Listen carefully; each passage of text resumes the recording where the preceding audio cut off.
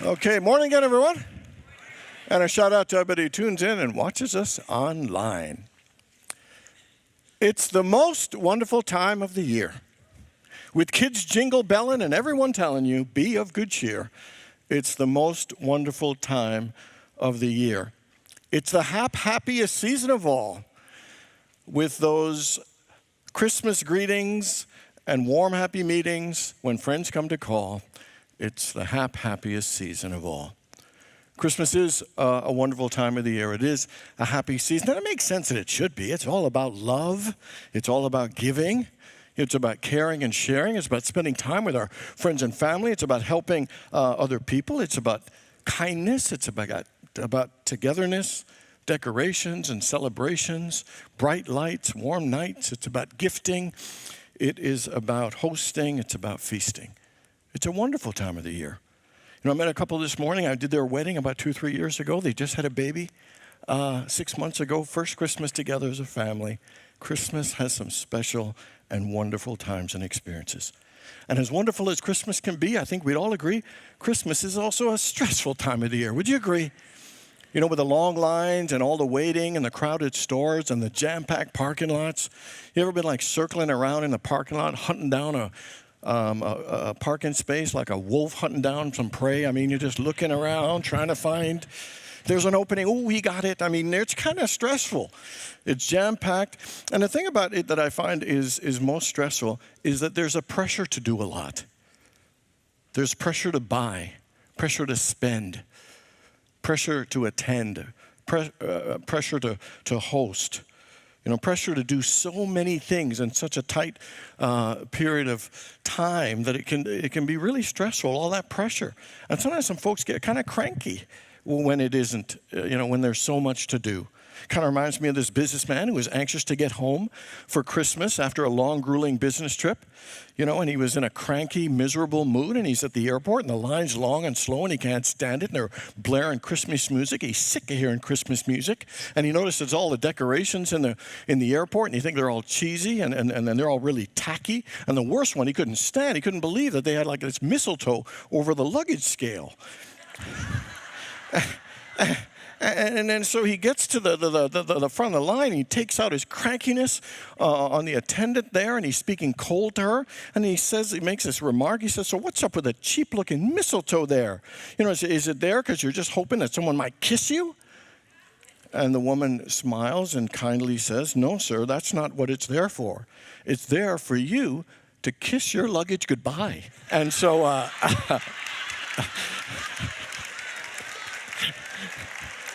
So sometimes people get cranky at Christmas. And it's not just adults getting cranky. Sometimes kids get a little bit cranky and testy too, with all the stress about making their list and what they're going to get and what they may not get. You know, this kid, he jumps on Santa Claus' lap and he gives Santa Claus this gift. And Santa says, what? You got me a present? And the little boy said, yeah, it's a hearing aid because obviously you didn't hear me last year. So there's a lot of crankiness at Christmas, a lot of pressure, a lot of stress. It isn't always a wonderful time of the year for everybody. So how many people have ever had a Christmas that wasn't the most wonderful, the happiest, or joyful experience of your life? Anybody have one of those? How many people with all the stress and the tension and all the stuff to do at Christmas have been so stressful that you've at times thought, man, I can hardly wait till it gets over? Anybody ever had that? You know, I believe that the toughest thing about Christmas is sometimes the pressure and the expectation of how we should feel. The pressure and the expectation that we should all be happy and cheery and merry. And sometimes we hype up the idealism of Christmas and the storybook idea of what Christmas should be like. And it almost dictates and tells us we should feel a certain way, do certain things, and feel certain ways. And sometimes if we don't feel as good as the storybook idea of Christmas, then sometimes we feel like we failed. Sometimes we feel like maybe something's wrong with me. Sometimes we don't feel the connection to Christmas because it doesn't go the way we hope. And sometimes we just want to hide till it's over. Or we want to just get through it, survive it, or just come up when it's all done. Sometimes Christmas doesn't look as perfect and rosy and happy and wonderful to all of us. Sometimes there are family tragedies or painful memories of Christmas that make it a tough time. Sometimes the loss of a loved one or the first Christmas after a painful divorce. Maybe a job change or move to a new city or a terminal illness of a family member or someone close to us. Maybe it's the struggle of wanting to buy gifts and you really can't afford, or maybe overspending and getting deeper into debt. Sometimes Christmas isn't easy or a joyful experience and a joyful time in some people's lives. Last year, my cleaning lady, she and her husband cleaned my house, been doing it for about 7 or 8 years. I saw them on December the 22nd. They just cleaned my house and wished them Happy New Year and gave them their gift. And the next day, got a text that he had had a massive stroke at 40 years old. The next day, the 24th, they said he was brain dead and there was no hope. And then on Christmas Day, they disconnected him and he passed away on Christmas Day. Sometimes Christmas isn't an easy experience in the lives of many. And sometimes that pressure to be happy and joyful at a difficult time and that season can really create some anxiety and difficulty inside of us. So the question is, how do we experience a more joyful Christmas when the conditions of our lives aren't as joyful or as fulfilling? Or even if things aren't traumatic or difficult in our lives, how do we feel more joy at Christmas anyway? Because sometimes, even when everything's fine, some people don't feel as fulfilled. Sometimes feel empty about the Christmas experience. So we're in the third week of our 4-week series called Holiday Spirit. In the first week, we looked at the spirit of hope. Last week, we looked at the spirit of love, and today we will look at the spirit of joy. I love when the angels announced after Jesus' birth, "I am bringing you good news of great joy to all people, for unto you is born this day in the city of David a Savior, who is the Messiah." And, Jesus said in his adult life that he came that his joy may be in us and our joy may be complete. So Christmas, the birth of the Christ child, and the whole purpose of Jesus coming was to teach us how to connect with the spirit of joy, how to experience an everlasting joy. And so what I want to talk and share about this morning is how do we experience a spirit of joy during the Christmas season, particularly when the conditions aren't as ideal as we'd hoped. But how do we connect with that spirit of joy at any time in our lives to feel the lasting joy within? And the first thing I think we need to do, particularly at Christmas, is to develop a level of acceptance about where our life is. Sometimes we hold this idea and image of what happiness looks like. We have this image and idea of what a perfect Christmas will look like. And it's fine to have those dreams and aspirations, but sometimes we can get very stuck and limited and fixated that this has to be for my life to be happy. I have to get this for it to be a great Christmas. And sometimes being fixated on it, sets us up to be let down and disappointed if it doesn't go the way we want it to go. Sometimes we even hold it for other people that we think that how their life should be, what a good Christmas from their life should be. And we hold it on ourselves and other people. And we need to sometimes let go of those images of how we think we should be and find a level of acceptance. I was talking to someone last week, and she loves Christmas. She loved Christmas with her kids. And she asked me about if I believed in Santa as a kid. And I said, no, I didn't believe in Santa at all, never did. And she was disappointed and hurt and sad for me that my childhood was missing the belief in Santa. I probably forgot to tell her the whole story, but I was born in the Caribbean on an island, that's with ocean, and there was no idea or concept of Santa Claus in my first 6 years of life. If there was, he would have been wearing shorts and be barefooted, drinking a coconut, and it would have been flying goat and not flying reindeer. I mean, it was not a part of my culture. So when we moved to Canada and I was introduced to the concept of Santa at 7, it sort of didn't resonate as true. We had no fireplaces or stuff in the Caribbean. I mean, you understand? So it was cute. I loved it. I kind of pretended I was into it, but it wasn't that belief. And the fact is, hers wasn't wrong at all, and mine wasn't. Sometimes we need to give space to ourselves and others that different experiences and beliefs of Christmas are just different experiences and beliefs. There's no right way, better way, or appropriate way. I remember a memorable Christmas for me was when I was 9 years old. And unfortunately, my grandfather, who lived with us, who I just adored, we all loved, we were 10 kids in our family, big house, 3 or 4 in a bed. I mean, just a packed house. And your grandparents always lived with you until they died. That's just how it was culturally for us. And so we shared a room with he and my brother. And unfortunately, on Friday, December the 22nd, 1972, when I was 9, my grandfather passed away just 3 days before Christmas. And, we had to go to the funeral home, and there was a funeral on the day after Christmas. But I'll tell you, it was a beautiful memory of Christmas for me. I remember, us feeling like his spirit was with us. I remember even though we cried and grieved and loved him very much, there was a closeness that the 10 of us pulled together to get through that experience together. It wasn't ideal, but we found a level of acceptance in it, and it actually turned out to be a pretty cool Christmas. I, like all of us, have had different types of Christmas. Many years later, when my father died, we all went to different places. My brother went to visit my sister who was living in Nigeria. My other sister was living in Hong Kong, and some stayed in Canada. I went with a friend, and I spent Christmas on a ranch in Texas, and it was with her family. And then the dad said, "Hey, Richard, want to go outside shooting?" And I thought, I'd never touched a gun. So I said, sure. And so we're like shooting rifles and handguns. I never touched a gun, don't want to touch another gun. I wasn't very good at it, and I wouldn't want to. And then we ate lots of brisket. So it was a totally different Christmas than I ever had in my life. When I was a minister in North Carolina, my family came to visit in my 2-bedroom apartment. We had 10 of us. And 1 bedroom was mine, and and it was a fabulous, cozy one. And then the next year, I only spent 2 years in North Carolina. Only 2 people came, and the electricity went out Christmas Eve and Christmas Day, and we couldn't cook. And we sat around, and we just told stories, and we had a great time. Some Christmases I've been alone. Many Christmases as a minister, some of them we've worked. I was married for a couple and had a little stepdaughter, 3 years old, and that was an adorable experience. Every one of us has different experiences of Christmas. And it's important to not be rigid in our belief and so we are disappointed that we didn't have a great Christmas, because there are various things and experiences we can have. And it's important for us to be able to accept and make peace with how life is at that moment. Christmas is more than a day and more than a moment. And we need to find that peace and acceptance, because when there's acceptance, you open it up to be more peaceful, more positive, more creative, and your memories can be more special and unique. And so my question for you is, what condition in your life right now at Christmas isn't as ideal as you'd like it to be?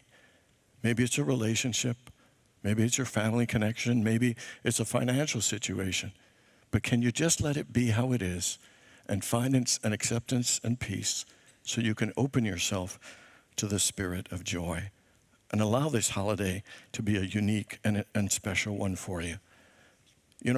My best friend and prayer partner has a line. We've been praying together for 20 years through highs and lows. And one of the things she says, particularly when I'm having a difficult time, that comforts me every time she says it, I'm having a difficult time, and she'll say, "Buddy, I love you right where you are." And I love that so much, because it takes the pressure off of me of thinking I'm doing something wrong, or I need to buck up and be different than I am, or I need to change. It feels safe to just get loved right where you are. And that same principle we need to apply to ourselves with how our condition of life is during the holidays. I love you right where you are. That God is not any less God of right where you are. Life isn't less life. Love isn't less love. Joy isn't less joy. Is that I love you right where you are. And so are you willing to find acceptance in right where you are in your Christmas experience to allow the spirit of joy to come forth? The second thing is that, it's important to not look outside of ourselves for the joy. Like, all the busyness and toys and gifts are fabulous, and they're fabulous. And to me, they supplement and support a great Christmas, but they can never replace the real joy from within. All the gifts in the world and all the money in the world and all the anything else in the world can never bring joy, because joy really comes from within ourselves. I love the song Joy to the World, and particularly the line that says, "Let every heart prepare him room. Joy to the world, the Lord has come. Let earth receive his king. Let every heart prepare him room. And that's what Christmas is about. The real joy comes from within, is to connect with that joy and to prepare him and make room in our hearts to feel the connection, to feel the Christ in us. You know, the joy of knowing that God's Spirit lives within us is the most everlasting joy that could be. It's not predicated on gifts or things happening or people doing anything. It's just an inner knowing that we carry with us all the time. You know, in one of the Psalms it says, in the presence of God is the fullness of joy. In the presence of God is the fullness of joy. I love what the Christian writer C.F. Lewis once said. He said, I pray because I can't help myself. And because he knows where the source of joy is, so he prays because he can't help himself, because he wants some of that. It's his soul yearning to know the fullness of the connection with God.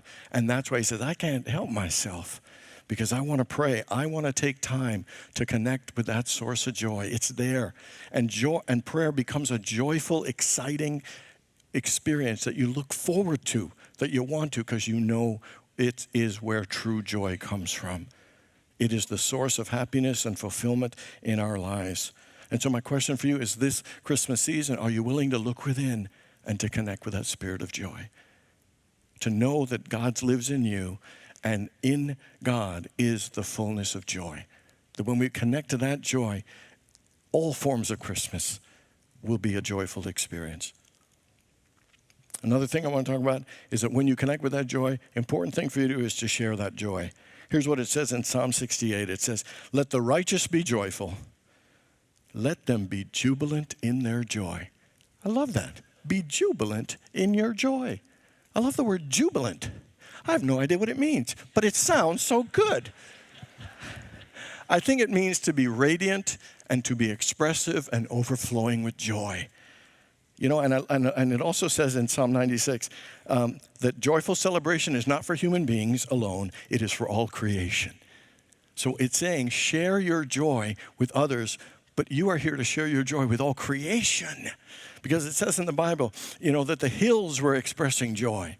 Let the nations express joy. Let the mountains express joy. Let all life express joy. And the truth is that you are a source of joy.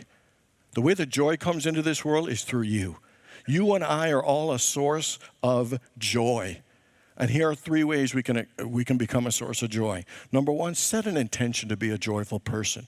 One of my personal affirmations and intentions is this: I live my life in joy, and I enjoy living my life. That is something I say to myself regularly. I live my life in joy, and I enjoy living my life, because it is my intention to live a life of joy. I live my life in joy, and I enjoy living my life. Let's say that together. I live my life in joy, and I enjoy living my life. So set an intention to be a joyful person. Second one is to smile and connect with you are a source of joy when things don't always go your way. So someone cuts you off on the highway, and then they put 1 digit up in the air. I want you to take a deep breath, smile, and say, I am a source of joy.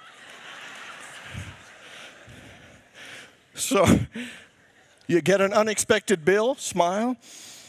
I am a source of joy. You got to do the laundry or got to clean out the garage, smile. I am a source of joy. It's time to do your taxes. I am a source of joy. You spill something in the kitchen. I am a source of joy. You got to go visit your in-laws. I am a source of joy. Whatever it is that you would normally get irritated or frustrated at, realize that you're a source of joy. And you could turn that energy around and just become a source of joy. And the third thing is just do something kind for somebody when you can. And nothing extravagant. Open a door. Smile. Let another car in traffic. You know, I mean, any little thing. Compliment someone. Encourage someone on the good job that they're doing. You know, just thank somebody. Whatever it is, share your joy with the world. You are a source of joy. You are here to allow that joy in you to be resonating in all creation. I am a source of joy. Together, I am a source of joy. Turn to the person left and right and say, you are a source of joy.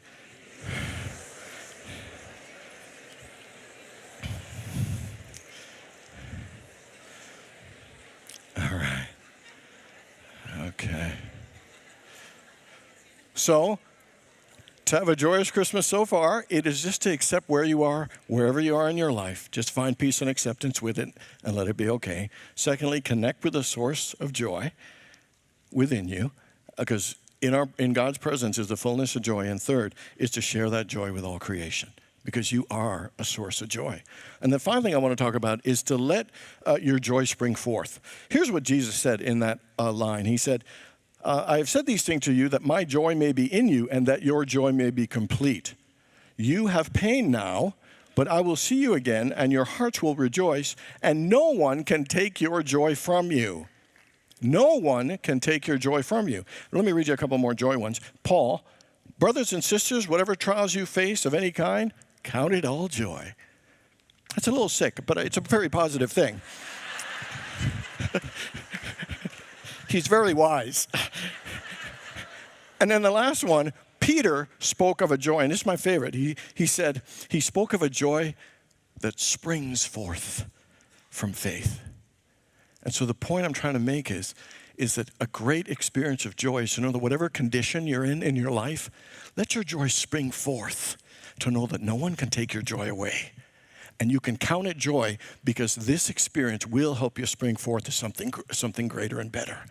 Let your joy spring forth in faith to know that your life can transform, that things will improve, that things will get better if you just let your joy spring forth and know that no one can take your good from you.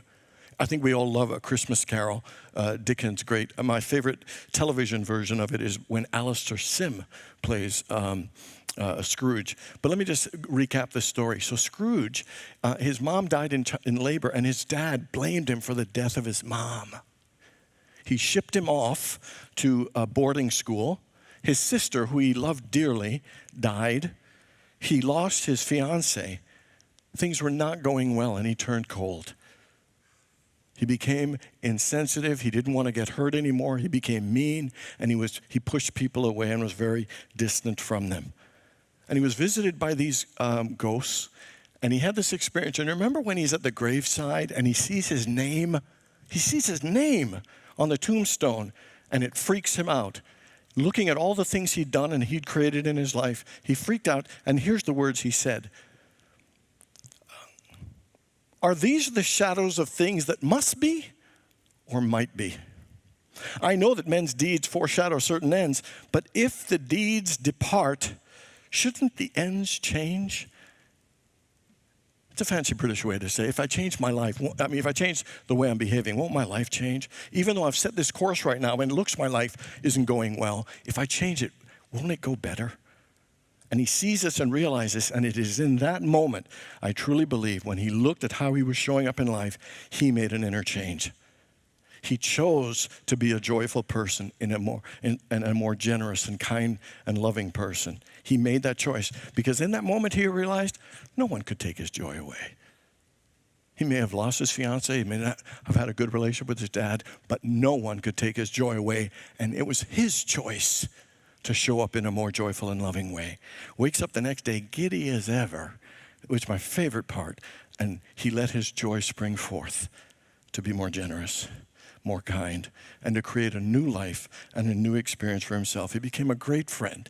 He became a great boss. He became a great uncle, and his life changed. So my question for you, in an area of your life where things aren't going as well this Christmas, what way can you let your joy spring forth to know no one can take your joy from you? And you can count it all joy because in a way, it will teach you and help you use it as a foundation and springboard for something even greater happening in your life. There is an absolute joy in knowing that even though a condition in your life isn't going as well, that it will get better, that it will improve, that things will transform, and that you will be more joyful in many ways. There's a spirit and an energy in you that can turn and transform your life. And it says, Christ in you, your hope of glory. That is the good news of great joy for all people.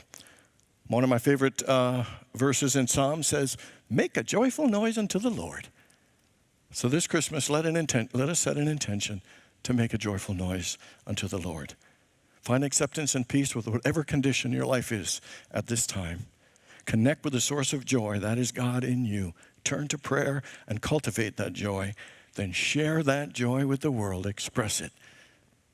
Because you are here to be a source of joy. And finally, let your joy spring forth to see an even better life. No matter what condition your life is, this Christmas, let's make a commitment to discover and express the spirit of joy.